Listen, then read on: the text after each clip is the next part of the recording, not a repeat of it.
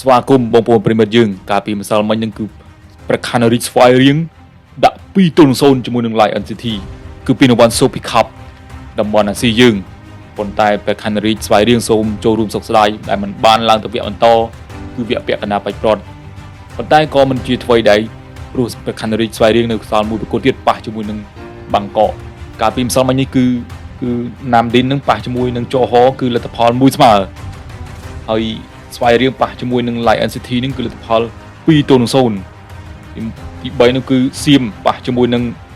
ក្រុមសាម United គឺមីយ៉ាន់ម៉ាលទ្ធផល2-1ហើយនៅសល់មួយប្រកួតចុងក្រោយទៀតគឺស្វាយរៀងប៉ះជាមួយនឹងប្រទេសសៀម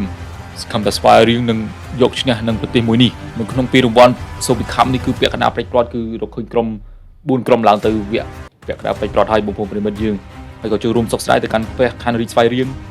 គឺមានតែ7ពិន្ទុប៉ុណ្ណោះនៅក្រុម B ចាញ់នឹងជោហមាន11ពិន្ទុតាមពិតទៅបើសិនជាជោហនឹងចាញ់ណាមឌិនគឺស្វាយរៀងយើងនឹងអាចមានសង្ឃឹមប៉ុន្តែ